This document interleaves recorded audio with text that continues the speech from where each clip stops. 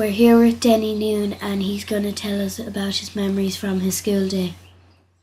Well, I went to school here way back 45, 46, and there was some argument over the school and that, and we went to Castleblakeney for a couple of years, and then when the school was done up again, we came back to school here. But a lot of the people that had kids here, the kids never came back to school.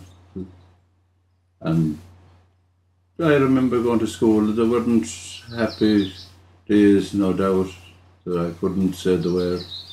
I hated it, I'd say, every minute of it. And when I left, which like any young fella at that time, after a couple of years after leaving, we went to England, and I spent 17 years in England and got married. I came home with 2 kids, Gary and Kevin. They went to school here. They left school here and they went to school in Garbally. When we came back from England, I lived in Montpellier, and I moved from Montpellier. We bought the teacher's residence, as it was called then and still is, and I lived there from, I wouldn't be exactly sure, I'd say it was 74, 75 to 77, and I moved into the father's place, the home place, and him and the mother moved to the residence, and lived there until both of them died. The father died over 21 years ago and the mother died over a year ago.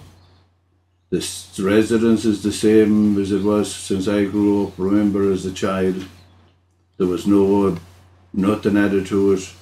I remember there was a dry toilet out the back. There was sheds that where there used to be 3 cows kept. We used to go up in the afternoon to clean out from the cows and fodder them. Next door in Paddy Keely's field, there was a corner of the field that Paddy given where there was cocks of hay that fed the cows for the winter. And over where Mrs. Stewart is, they got the grazing of the 3 cows up the road past Broderick's.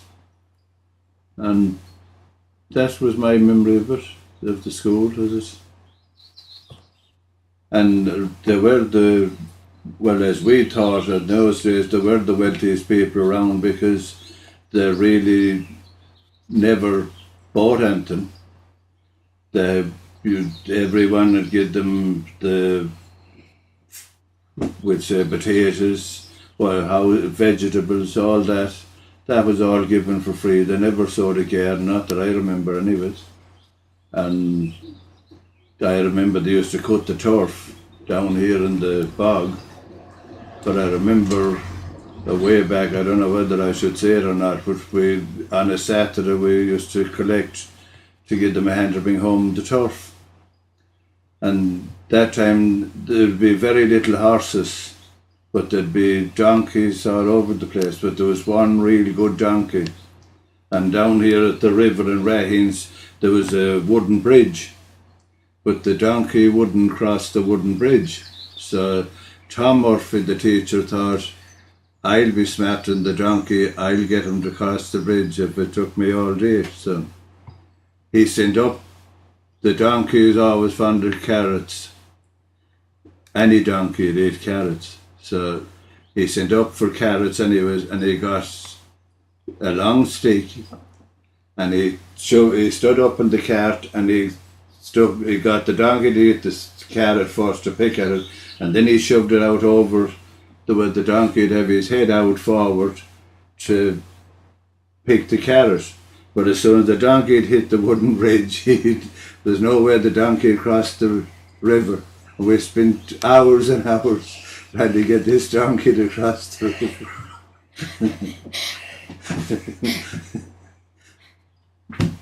I'd say that's the most of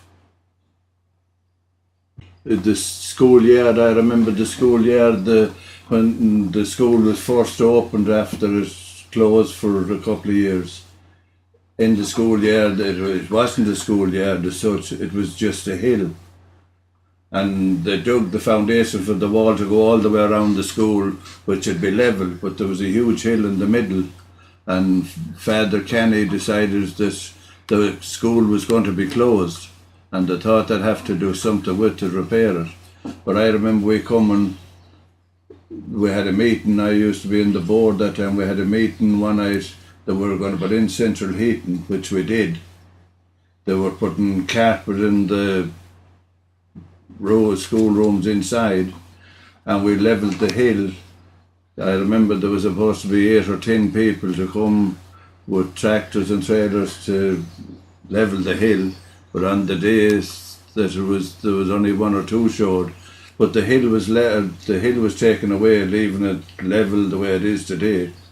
The old dry toilets at the back were taken that time, and the school was done up. Other than that, I would say the school wouldn't have been there today. I'm sure it wouldn't be there. I remember that we were going, the boys and the girls would be kept separate. At the back where the boiler is at the moment, and the chimney, the flue out of the boiler, the wall ran across, a high wall about 6 foot high. And the middle of the school, looking in off the road on the left hand side, there was no markings in it, but you didn't cross the boundary from boys to girls, and that's as I remember it. Well, my first memories when I went to school first was that you went in the front door, and right in front of you, that whole area, there's a cloakroom now, and the toilets are at the back, but they were built on. That's where the turf was kept, and everyone that had kids going to school, they'd bring a donkey load of turf and they'd back into the school and throw in the turf. And that's how the school was heated then, way back.